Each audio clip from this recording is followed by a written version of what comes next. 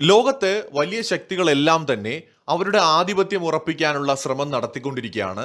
American president Donald Trump പറഞ്ഞ കാര്യങ്ങളെ വെറും തമാശയായിട്ട് ആരും കാണേണ്ടതില്ല. അതായത് ഗ്രീൻലാൻഡും കാനഡയും ഒക്കെ അമേരിക്കയുടെ ഭാഗമാക്കിക്കൊണ്ട് അമേരിക്കയെ വലുതാക്കുക, അമേരിക്കയുടെ സുരക്ഷ കൂടുതൽ ശക്തമായും ഉറപ്പുവരുത്തുക എന്നതായിരുന്നു ട്രംപിന്റെ ലക്ഷ്യം.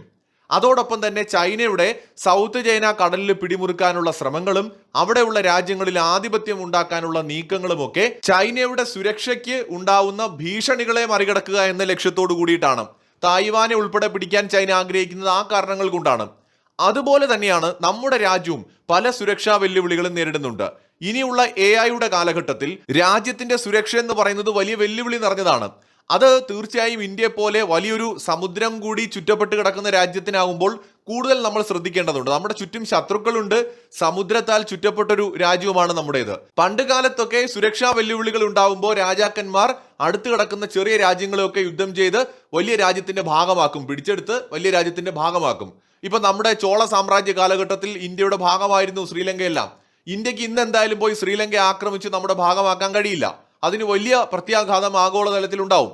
നേപ്പാളിനെയോ ഭൂട്ടാനെയോ അല്ലെങ്കിൽ ബംഗ്ലാദേശിനെയോ മ്യാൻമാറിനെയോ നിർബന്ധിപ്പിച്ച് ഇന്ത്യയുടെ ഭാഗമാക്കാനോ പലരും സ്വപ്നം കാണുന്ന അഖണ്ഡ ഭാരതം പെട്ടെന്നൊരു ദിവസം ഉണ്ടാക്കാനോ കഴിയില്ല. അത്തരം ഓരോ നീക്കങ്ങളും വലിയ പ്രത്യാഘാതങ്ങൾ ഉണ്ടാക്കുന്നവ തന്നെയാണ്. ആഗോളതലത്തിൽ തന്നെ അതിന്റെ പ്രത്യാഘാതങ്ങൾ ഉണ്ടാകും. അതുകൊണ്ട് മാത്രമാണ് ചൈന പോലും തായ്വാനെ തൊടാതിരിക്കുന്നത്. എന്നാൽ മറ്റു പല മാർഗങ്ങളും ഇന്ത്യയുടെ മുമ്പിലുണ്ട്. ഒരിക്കൽ ഇന്ത്യ അതിനൊന്ന് ശ്രമിച്ചതാണ്. സാർക്ക് എന്ന് പറയുന്ന ഒരു സഖ്യം ഉണ്ടാക്കിക്കൊണ്ട് ഇന്ത്യ ഒരു നീക്കം നടത്തിയെങ്കിലും പാകിസ്ഥാൻ അതിനകത്ത് ഉൾപ്പെട്ടത് നമ്മുടെ പല ഐക്യ ശ്രമങ്ങൾക്കും വെല്ലുവിളിയായിട്ട് മാറുകയും ഇന്ത്യയുടെ നീക്കങ്ങൾക്ക് തിരിച്ചടിയായിട്ട് മാറുകയും ചെയ്തിട്ടുണ്ട്. ഇന്ന് ഇന്ത്യ ബിംസ്റ്റെക് എന്ന് പറഞ്ഞിട്ട് ഒരു പുതിയ സിസ്റ്റവുമായിട്ട് മുന്നോട്ട് പോകുന്നുണ്ടെങ്കിലും അതിനുമപ്പുറം ഫ്യൂച്ചറിൽ വലിയൊരു സാധ്യത ഇന്ത്യയുടെ മുമ്പിലുണ്ട്. അതാണ് യൂറോപ്യൻ യൂണിയന്റെ അമിതമായ ബലഹീനതകളില്ലാത്ത, റഷ്യൻ ഫെഡറേഷന്റെ കടുംപിടുത്തങ്ങളില്ലാത്ത ഒരു പുതിയ തന്ത്രപ്രധാനമായ കൂട്ടായ്മ. ഒന്നുകിൽ അതിനെ ഇന്ത്യൻ യൂണിയൻ എന്ന് വിളിക്കാം, അല്ലെങ്കിൽ ദ ഗ്രേറ്റർ ഇൻഡിക് യൂണിയൻ എന്ന് വിളിക്കാം, അതുമല്ലെങ്കിൽ സൗത്ത് ഏഷ്യൻ യൂണിയൻ എന്ന് വിളിക്കാം. പാകിസ്ഥാനെ പൂർണ്ണമായിട്ട് ഒഴിവാക്കിക്കൊണ്ട് ഇന്ത്യ, ബംഗ്ലാദേശ്, ശ്രീലങ്ക, മ്യാൻമാർ, നേപ്പാൾ, ഭൂട്ടാൻ, അഫ്ഗാനിസ്ഥാൻ എന്നീ രാജ്യങ്ങളെ ഉൾപ്പെടുത്തിക്കൊണ്ട് ഇന്ത്യയുടെ നേതൃത്വത്തിൽ രൂപീകരിക്കുന്ന ഒരു യൂണിയൻ ദക്ഷിണേഷ്യയുടെയും ഇന്ത്യൻ മഹാസമുദ്ര മേഖലയുടെയും സുരക്ഷാ സമവാക്യങ്ങളെ പൂർണ്ണമായിട്ട് മാറ്റിമറിക്കാൻ കഴിയുന്ന ഒന്നാണ്.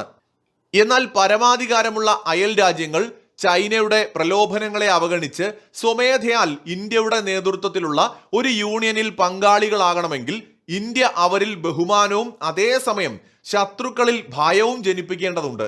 അതിനായി ഇന്ത്യ കൈവരിക്കേണ്ട സാമ്പത്തിക സൈനിക വളർച്ചയുടെ ഒരു രൂപരേഖ കൂടിയുണ്ട്.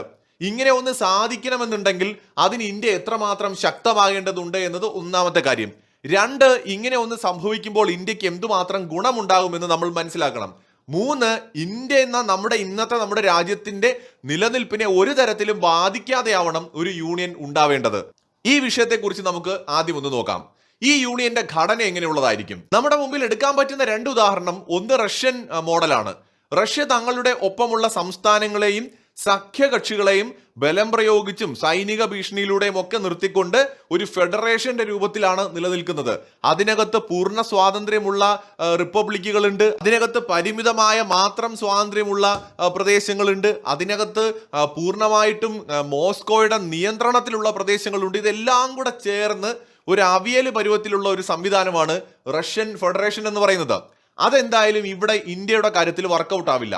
കാരണം നമുക്ക് വലിയ ബാധ്യതയൊന്നും എടുത്തു വെക്കാൻ പറ്റില്ല. ഓൾറെഡി നമ്മുടേതൊരു വലിയ രാജ്യമാണ്, വലിയ പോപ്പുലേഷൻ ഉണ്ട്, ഡെൻസിറ്റി കൂടുതലാണ്, രാജ്യത്തിന്റെ വലിപ്പം താരതമ്യേന കുറവുമാണ്. അപ്പൊ നമുക്കതുകൊണ്ട് വലിയ ബാധ്യത എടുത്തു വെക്കാൻ എന്തായാലും കഴിയില്ല. ഇനി യൂറോപ്യൻ യൂണിയൻ മോഡലാണ് മറ്റൊരു മോഡൽ നമ്മുടെ മുമ്പിലുള്ളത്. യൂറോപ്യൻ യൂണിയന് സ്വന്തമായിട്ടൊരു സൈന്യമില്ല. ആഭ്യന്തര പ്രതിസന്ധികളിലോ അല്ലെങ്കിൽ യുദ്ധകാലത്തോ പെട്ടെന്ന് തീരുമാനങ്ങൾ എടുക്കാൻ EUവിന് ഇന്നും കഴിയാറില്ല. യുക്രൈൻ യുദ്ധത്തിൽ നമ്മളത് കണ്ടതാണ്. മാത്രമല്ല, ഈ അഭയാർത്ഥി പ്രശ്നത്തിന്റെ സമയത്തൊക്കെ വലിയ പ്രതിസന്ധി യൂറോപ്യൻ യൂണിയൻ നേരിട്ടിട്ടുണ്ട്. ഒരു യൂണിയൻ ആണെന്ന് പറയുമ്പോൾ തന്നെ നാറ്റോ എന്ന് പറയുന്ന സഖ്യമാണ് അവിടെ കാര്യങ്ങളെല്ലാം സൈനികമായി തീരുമാനിക്കുന്നത്. അപ്പൊ അതുകൊണ്ട് ഈ രണ്ട് മാർഗങ്ങളിലും ചില പ്രശ്നങ്ങളുണ്ട്, പോരായ്മകളുണ്ട്. അപ്പൊ ഇത് രണ്ടുമല്ലാത്തൊരു ഇന്ത്യൻ മോഡൽ, ഈ അഖണ്ഡ ഭാരതം ഇവിടെ ഒട്ടുമേ വർക്കാവില്ല. കാരണം വലിയ പോപ്പുലേഷനാണ് ബംഗ്ലാദേശിലും അതുപോലെ തന്നെ മ്യാൻമാറിലാണെങ്കിലും അതല്ലെങ്കിൽ ശ്രീലങ്കയിലാണെങ്കിലും ഒക്കെ ഉള്ളത്. അപ്പോൾ ഇത്രയും ജനങ്ങളെ ഉൾക്കൊള്ളാനുള്ള ഒരു ശേഷിയൊന്നും നമുക്കില്ല. നേപ്പാളിലും പോപ്പുലേഷൻ ഉണ്ട്. ഓൾറെഡി നമ്മളിവിടെ ധാരാളം പോപ്പുലേഷൻ ഉള്ള ഒരു രാജ്യമാണ്. അപ്പം നമ്മൾ അഖണ്ഡ ഭാരതം എന്ന് പറഞ്ഞിട്ട് എല്ലാത്തിനെയും ഇങ്ങോട്ട് പിടിച്ചെടുത്ത് ചേർക്കുക എന്ന് പറയുന്നത് ഒട്ടും പ്രായോഗികമായിട്ടുള്ള ഒരു കാര്യമല്ല. അവിടെ ഒരു ശക്തമായ ഒരു മിഡിൽ പാത്താണ് നമ്മൾ ചൂസ് ചെയ്യേണ്ടത്. ഇന്ത്യയുടെ നേതൃത്വത്തിലുള്ള ഒരു സൗത്ത് ഏഷ്യൻ യൂണിയൻ, അല്ലെങ്കിൽ നമ്മൾ സാർക്കിന്റെ മോഡൽ ആണെങ്കിൽ പോലും വർക്കൗട്ട് ആവും, പാകിസ്ഥാനെ ഒഴിവാക്കിക്കൊണ്ട് കുറെ കൂടി ശക്തമായ ഒരു സിസ്റ്റം. അവിടെ അങ്ങനെ ഒരു സിസ്റ്റം കൊണ്ടുവരണമെങ്കിൽ നമ്മൾ കുറെ കൂടെ പവർഫുൾ ആവേണ്ടതുണ്ട്. എങ്കിലേ ബംഗ്ലാദേശ് ആണെങ്കിലും ചെറിയ ചെറിയ രാജ്യങ്ങളാണെങ്കിലും നമ്മളെ പറയുന്നത് അനുസരിക്കാൻ തയ്യാറാവുള്ളൂ, അല്ലെങ്കിൽ അവർ ഇന്ത്യയുടെ ആ ഒരു മേധാവിത്വം അംഗീകരിക്കും. ഇന്നിപ്പോ ചൈന കൂടെ ഉണ്ടെന്നുള്ള ധൈര്യത്തിൽ അവർ ഇന്ത്യക്കെതിരെ ശബ്ദിക്കാൻ തയ്യാറാവും, അല്ലെങ്കിൽ അമേരിക്ക കണ്ണുരുട്ടി കൂടെ നിൽക്കും എന്ന് കരുതിയിട്ട് അവർ ഇന്ത്യക്കെതിരെ ശബ്ദിക്കാൻ തയ്യാറാവും. സോ അമേരിക്കയും ചൈനയും പോലും വിറപ്പിക്കുന്ന ഒരു ശക്തിയായിട്ട് ഇന്ത്യ മാറിക്കഴിഞ്ഞാൽ ഇന്ത്യയുടെ നേതൃത്വത്തിൽ തന്നെ ഒരു യൂണിയൻ ഉണ്ടാക്കാൻ കഴിയും. അതായത് ഒരു സംയുക്ത സൈനിക കമാൻഡ് ഉണ്ടാക്കാൻ കഴിയും. ഇതിന്റെ ആസ്ഥാനവും നേതൃത്വവും ഇന്ത്യക്കായിരിക്കും. വിദേശ നയത്തിലും സുരക്ഷാ കാര്യങ്ങളിലും യൂണിയന് ഒറ്റ നിലപാടായിരിക്കും.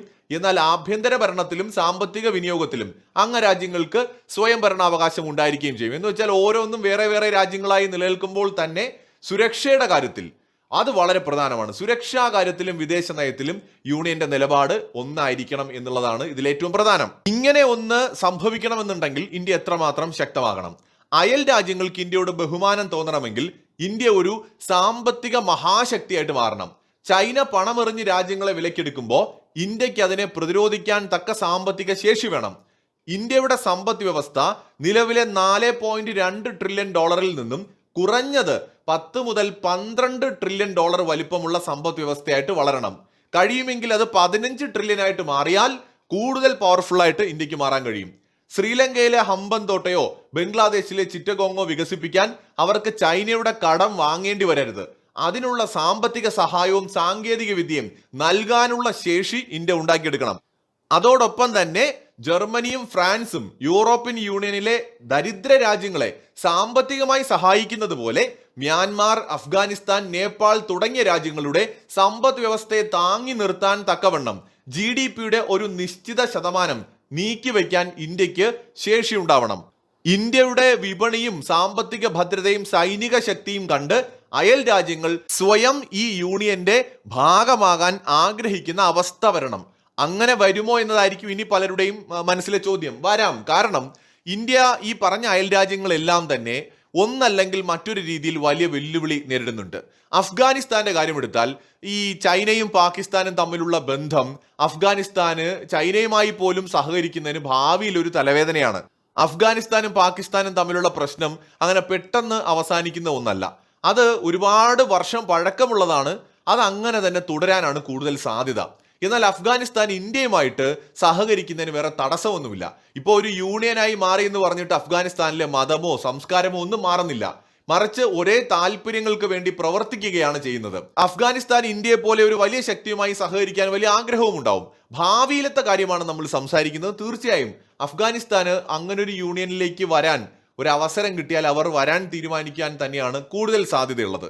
ഭാവിയിൽ പ്രത്യേകിച്ച് നമ്മൾ മനസ്സിലാക്കേണ്ട ഇന്ത്യ ഒരു വലിയ ശക്തിയായിട്ട് മാറുന്ന ഘട്ടത്തിൽ. ഇനി അടുത്തതായിട്ട് ശ്രീലങ്കയുടെ കാര്യം എടുക്കാം. ഭൂമിശാസ്ത്രപരമായിട്ട് ഇന്ത്യയെ ഡിപ്പെൻഡ് ചെയ്ത് തന്നെ ശ്രീലങ്കയ്ക്ക് മുന്നോട്ട് പോകാൻ പറ്റൂ. കാരണം ശ്രീലങ്കയുടെ തൊട്ടടുത്ത് വേറെ രാജ്യങ്ങളൊന്നുമില്ല. പെട്ടെന്നൊരു ആപത്തോ ആവശ്യമോ വന്നാൽ തൊട്ടടുത്ത വീട്ടിലെ ആളാണ് ഇന്ത്യ. തൊട്ടടുത്ത നൈബറെ പോലെ, ഒരു ഫ്ലാറ്റിലെ തൊട്ടടുത്ത വീട്ടുകാരനെ പോലെ ഒന്ന് ബെല്ലടിച്ചാൽ ഓടി വരാവുന്ന ദൂരത്തിലാണ് ഇന്ത്യ. അപ്പൊ ഇന്ത്യയുടെ ഒരു തണലില്, ഇന്ത്യയുടെ ഒരു പ്രൊട്ടക്ഷനിൽ തന്നെയാണ് ഓൾറെഡി ശ്രീലങ്ക കഴിയുന്നത്. ദൂരെയുള്ള ചൈനയ്ക്കോ അമേരിക്കയ്ക്കോ ഒക്കെ സഹായിക്കാൻ കഴിയുന്നതിനേക്കാൾ കൂടുതൽ സഹായിക്കാൻ കഴിയുന്നത് ഇന്ത്യക്കാണ്. സാംസ്കാരികമായിട്ട് ഇന്ത്യയുമായിട്ട് അടുത്ത ബന്ധം ചരിത്രപരമായി തന്നെ ഓൾറെഡി ശ്രീലങ്കയ്ക്കുണ്ട്. അതുകൊണ്ട് അവർക്ക് അങ്ങനെ ഒരു യൂണിയനോട് സഹകരിക്കാൻ നിലവിലെ തടസ്സം ചൈനയുടെ ശക്തിയും അമേരിക്ക കണ്ണുരുട്ടുന്നതുമൊക്കെയാണ്. അത് ഒഴിവായി കിട്ടിയാൽ ഇന്ത്യ വലിയൊരു ശക്തിയായിട്ട് മാറിക്കഴിയുകയാണെന്ന് കരുതുക. ഇന്ത്യയുടെ തണലിൽ തങ്ങൾ സുരക്ഷിതരായിരിക്കുമെന്ന് അവർക്ക് തോന്നിയാൽ, ഇന്ത്യ അവരുടെ ആഭ്യന്തര കാര്യങ്ങളിൽ ഇടപെടില്ല എന്നവർക്ക് മനസ്സിലായാൽ, വിശ്വാസം നേടാൻ നമുക്ക് കഴിഞ്ഞാൽ ശ്രീലങ്കയും അതിനോട് സഹകരിക്കാൻ വിമുഖത കാണിക്കില്ല. മെജോറിറ്റി മുസ്ലിങ്ങളുള്ള രാജ്യമാണ് നമ്മുടെ ബംഗ്ലാദേശ്. പക്ഷെ ബംഗ്ലാദേശ് ഇന്ത്യയാൽ ചുറ്റപ്പെട്ട് കിടക്കുന്ന ഒരു രാജ്യമാണ്. ഇന്ത്യയുടെ സഹായമില്ലാതെ ബംഗ്ലാദേശിന് ഒരു നിലനിൽപ്പും ഇല്ല. മെജോറിറ്റി മുസ്ലിങ്ങൾ ഉണ്ടെങ്കിൽ ഇന്ത്യയിലുമുണ്ട് ബംഗ്ലാദേശിലുള്ളതിനേക്കാൾ കൂടുതൽ മുസ്ലിങ്ങൾ. സാംസ്കാരികമായും ചരിത്രപരമായും ഇന്ത്യയുമായി ബന്ധപ്പെട്ട് കിടക്കുന്ന രാജ്യമാണ് ബംഗ്ലാദേശ് എന്ന് പറയുന്നത്. അപ്പോൾ അവരുടെ സംസ്കാരത്തിനും അവരുടെ മതത്തിനും അവരുടെ ആഭ്യന്തര കാര്യങ്ങളിലും ഇന്ത്യയുടെ ഭാഗത്തു നിന്ന് ഒരു ഇടപെടലും ഉണ്ടാവില്ല എങ്കിൽ ഉറപ്പായും ഇന്ത്യയുമായി സഹകരിക്കാൻ അവർക്കും ഒരു മടിയും ഭാവിയിൽ ഉണ്ടാവില്ല. ഇന്നത്തെ സാഹചര്യത്തിലല്ല നമ്മളിത് സംസാരിക്കുന്നത്. കാരണം ഒരു 10 വർഷം മുമ്പ് ഇന്ത്യയുടെ ഏറ്റവും അടുത്ത സുഹൃത്തായിരുന്നില്ലേ ബംഗ്ലാദേശ്? ഇന്നിപ്പോ നമ്മൾ വലിയ ഉടക്കിലാണ്. ബന്ധങ്ങൾ മാറി മറിയാൻ വലിയ സമയമൊന്നും വേണ്ട. ഭാവിയിൽ അതുകൊണ്ട് ഇന്ത്യയുടെ നേതൃത്വത്തിന് കീഴിൽ വരാൻ അവർക്ക് ഒരു മടിയും ഉണ്ടാവില്ല. നേപ്പാള്, അതുപോലെ ഭൂട്ടാൻ ഓൾറെഡി ഇന്ത്യയുടെ ഒരു സുരക്ഷിതത്വത്തിന്റെ തണലിലുള്ള ഒരു രാജ്യമാണ്. ഇന്ത്യയാണ് അവരെ പ്രൊട്ടക്ട് ചെയ്യുന്നത്. അവർക്ക് ഒരു മടിയും ഉണ്ടാവില്ല. ഇനി നേപ്പാളിന്റെ കാര്യം പറഞ്ഞാൽ അവിടെയും കാര്യങ്ങൾ മാറും. ചൈനയുടെ ഭാഗത്ത് നിന്ന് വലിയ ഭീഷണികളാണ് ഭാവിയിൽ നേപ്പാൾ നേരിടാൻ പോകുന്നത്. ഇപ്പോഴും അവരെ നേരിടുന്നുണ്ട്. മാത്രമല്ല, ഇന്ത്യയുടെ സഹായമില്ലാതെ നേപ്പാളിന് ഒരു നിലനിൽപ്പില്ല. അവിടേക്ക് എന്തെങ്കിലും ഒരു സാധനം എത്തണമെങ്കിൽ അത് ഇന്ത്യയിലൂടെ വരണം. ചൈന വഴി വരാൻ പറ്റില്ല. ഭൂപ്രകൃതി ഉൾപ്പെടെയുള്ള വിഷയങ്ങൾ അവിടെയുണ്ട്. അപ്പോൾ നേപ്പാളിനും ഇന്ത്യയുടെ സഹായമില്ലാതെ ഒരു നിലനിൽപ്പില്ല. മാലിദ്വീപ് പോലുള്ള രാജ്യങ്ങളുടെ കാര്യവും അത് തന്നെയാണ്. അവരും സ്വാഭാവികമായി ഇതിന്റെ ഭാഗമായി മാറും. അപ്പോൾ ഈ പറഞ്ഞ രാജ്യങ്ങളുടെ ഒരു ഭൂമിശാസ്ത്രപരമായ കാരണങ്ങളും സൗത്ത് ഏഷ്യയിലെ നിലവിലെ പ്രശ്നങ്ങളും എല്ലാം വിലയിരുത്തുമ്പോൾ ഇവർക്ക് ഇങ്ങനെ ഇന്ത്യയുടെ നേതൃത്വത്തിൽ ഒരു യൂണിയൻ വരികയാണെങ്കിൽ, ഇന്ത്യ മേൽ പറഞ്ഞതുപോലെ ഒരു വലിയ ശക്തിയുമായിട്ടുണ്ടെങ്കിൽ അവരതിനെ ഇരുകൈയും നീട്ടി സ്വീകരിക്കാനുള്ള ഒരു സാധ്യതയാണ് നമുക്ക് കാണാൻ കഴിയുന്നത്. മ്യാൻമാറിന്റെ കാര്യത്തിൽ മാത്രമാണ് മറ്റൊരു അഭിപ്രായം നമുക്ക് നിലവിലുള്ളത്. മ്യാൻമാറിന്റെ കാര്യത്തിൽ ഒരുപാട് പണിയെടുക്കേണ്ടി വരും. ഒന്ന്, ചൈനയുടെ ഇൻഫ്ലുവൻസ് മ്യാൻമാറിലുണ്ട്. രണ്ട്, അമേരിക്ക നടത്തുന്ന വിഘടനവാദികളെ ഉപയോഗിച്ചുകൊണ്ടുള്ള പ്രശ്നങ്ങൾ. സോ മ്യാൻമാറിന്റെ സുരക്ഷ ഇന്ത്യ മ്യാൻമാർ ഭരണകൂടത്തിന് ഉറപ്പ് കൊടുത്താൽ ചിലപ്പോൾ മ്യാൻമാറും ഇങ്ങോട്ടും അറിയാനുള്ള സാധ്യതയുണ്ട്. പക്ഷെ അത് വളരെ ചിലവേറിയ കാര്യമാണ്, വലിയ ദൗത്യമാണ്. അതിന് നമ്മൾ കൂടുതൽ സൈനികമായും സാമ്പത്തികമായും ഒക്കെ ശക്തമാകേണ്ടതായിട്ടുണ്ട്. സോ ഇത് വളരെ പ്രധാനമാണ്. അപ്പോൾ ആധുനിക യുദ്ധ സാങ്കേതിക വിദ്യയിലെ മേധാവിത്വം വളരെ പ്രധാനമാണ്. ഡ്രോൺ വാർഫെയർ, ആർട്ടിഫിഷ്യൽ ഇന്റലിജൻസ്, അതോടൊപ്പം തന്നെ ആധുനിക മിസൈൽ പ്രതിരോധ സംവിധാനങ്ങൾ, ഇവയിലെല്ലാം ഇന്ത്യ ചൈനയ്ക്കൊപ്പമോ അതിനു മുകളിലോ എത്തേണ്ടതായിട്ടുണ്ട്. അംഗരാജ്യങ്ങൾക്ക് ചൈനയെ ഭയമുണ്ടാകുമെങ്കിൽ ആ ചൈനയേക്കാൾ ശക്തമായ പ്രതിരോധ കവചം തീർക്കാൻ കഴിയുന്ന ശക്തിയായിട്ട് ഇന്ത്യ മാറിയെന്ന് അംഗരാജ്യങ്ങൾക്ക് ബോധ്യമാകണം. അങ്ങനെ ഉണ്ടാകുമ്പോൾ തന്നെ അവർ സ്വാഭാവികമായി ഈ സഖ്യത്തിന്റെ ഭാഗമാകാൻ തയ്യാറാവും. ചൈനയുടെ കടന്നുകയറ്റങ്ങളെ ഭയക്കുന്ന അയൽ രാജ്യങ്ങൾക്ക് ഇന്ത്യ ഒരു രക്ഷകനായിട്ട് മാറുകയും ചെയ്യും. അതോടൊപ്പം തന്നെ ഇന്ത്യൻ മഹാസമുദ്രത്തിലും ബംഗാൾ ഉൾക്കടലിലും ചൈനീസ് അന്തർവാഹിനികൾക്ക് പ്രവേശിക്കാൻ കഴിയാത്ത വിധം ഇന്ത്യ നാവിക ശക്തി വർദ്ധിപ്പിക്കുകയും 4 മുതൽ 5 വരെ എയർക്രാഫ്റ്റ് കരിയറുകളും ശക്തമായ അന്തർവാഹിനി വ്യൂഹവും ഇന്ത്യക്ക് ഉണ്ടാവുകയും ചെയ്താൽ ഇത് ശ്രീലങ്കയും ബംഗ്ലാദേശും അടക്കമുള്ള രാജ്യങ്ങളെ ഇന്ത്യയുമായിട്ട് അടുക്കാൻ കൂടുതൽ പ്രേരിപ്പിക്കുകയും ബഹുമാനത്തിനപ്പുറം ഭയം ഈ രാജ്യങ്ങളെ ബാധിക്കുകയും ചെയ്യും. അഫ്ഗാനിസ്ഥാൻ, മ്യാൻമാർ തുടങ്ങിയ രാജ്യങ്ങളിലെ സുരക്ഷാ സൈന്യത്തിന് ആവശ്യമായ അത്യാധുനിക ആയുധങ്ങൾ ഇന്ത്യ സൗജന്യമായോ കുറഞ്ഞ വിലയ്ക്കോ നൽകാനും കൂടി തയ്യാറായാൽ അവരുടെ സുരക്ഷ പൂർണ്ണമായും ഇന്ത്യൻ ആയുധങ്ങളെ ആശ്രയിച്ച് ആയിരിക്കുമെന്നൊരു സ്ഥിതി ഉണ്ടായാൽ ഈ രാജ്യങ്ങളെ നമുക്ക് സ്വാഭാവികമായി കൂടെ നിർത്താൻ കഴിയും. സൗത്ത് ഏഷ്യൻ യൂണിയൻ യാഥാർത്ഥ്യമാകണമെങ്കിൽ ചൈനയുടെ മുത്തുമാല തന്ത്രത്തെയും ഇന്ത്യ തകർക്കണം. ഇന്ത്യയുടെ സൈനിക ശക്തി കാണുമ്പോൾ ചൈനയുടെ ഏത് ഭീഷണിയെ നേരിടാൻ ഇന്ത്യക്ക് കഴിയുമെന്ന് അയൽ രാജ്യങ്ങൾക്ക് ഉറപ്പുണ്ടാകണം. അതിർത്തികളിൽ ലഡാക്ക് മുതൽ അരുണാചൽ പ്രദേശ് വരെയും സമുദ്രത്തിലും ചൈനയെ ശക്തമായി പ്രതിരോധിക്കാൻ ഇന്ത്യക്ക് കഴിയുമ്പോൾ സ്വാഭാവികമായും അയൽ രാജ്യങ്ങൾ ചൈനയുടെ പക്ഷം ചേരുന്നതിൽ നിന്ന് പിന്മാറും. ചൈനയേക്കാൾ സുരക്ഷിതനായ, വിശ്വസിക്കാൻ കൊള്ളുന്ന പങ്കാളി ഇന്ത്യയാണെന്ന് അവർ തിരിച്ചറിയും. റഷ്യയെ പോലെ ആധിപത്യം സ്ഥാപിക്കാതെയും യൂറോപ്യൻ യൂണിയനെ പോലെ ബലഹീനമാകാതെയും ഒരു ഇന്ത്യൻ യൂണിയൻ രൂപീകരിക്കുക എന്നത് ഇന്ത്യയുടെ ആഗോള മഹാശക്തി പദവിയിലേക്കുള്ള വഴിയിലെ ഏറ്റവും പ്രധാനപ്പെട്ട ഒരു ചുവടുവയ്പായിരിക്കും. ഇതിനായിട്ട് കേവലം ഒരു രാജ്യം എന്നതിനപ്പുറം ഒരു സുരക്ഷാ ദാതാവും സാമ്പത്തിക എഞ്ചിനുമായിട്ട് നമ്മൾ മാറേണ്ടതുണ്ട്. ഇന്ത്യയുടെ സാമ്പത്തിക ശേഷി 10 മുതൽ 15 ട്രില്യൺ ഡോളറിലേക്ക് എത്തുകയും സൈനിക സാങ്കേതിക വിദ്യയിൽ സ്വയം പര്യാപ്തത നേടുകയും ചെയ്യുന്ന നിമിഷം ഈ ഉപഭൂഖണ്ഡത്തിലെ രാജ്യങ്ങൾ ചൈനയുടെ ഭീഷണിയിൽ നിന്ന് രക്ഷ നേടാൻ ഇന്ത്യയുടെ നേതൃത്വത്തിലുള്ള ഒരു യൂണിയനിലേക്ക് സ്വയം നടന്നു വരാനുള്ള സാധ്യതയാണ് നമ്മുടെ മുമ്പിലുള്ളത്. സോ ഈ ഒരു ലെവലിലേക്ക് ഇന്ത്യ എത്താൻ 2035 മുതൽ 40 വരെയുള്ള ഒരു കാലഘട്ടമെങ്കിലും ഏറ്റവും കുറഞ്ഞതെടുക്കും. ഒരു പക്ഷേ അത് 2045 വരെ ആയേക്കാം. അതിനുശേഷം ലോകം വലിയ മാറ്റങ്ങൾക്ക് സാക്ഷിയാകാനുള്ള സാധ്യതയാണ് കൂടുതലുള്ളത്. ഈ വിഷയത്തെക്കുറിച്ചുള്ള നിങ്ങളുടെ അഭിപ്രായങ്ങൾ കമന്റ് ചെയ്യൂ. മറ്റൊരു വീഡിയോയുമായി വീണ്ടും കാണാം.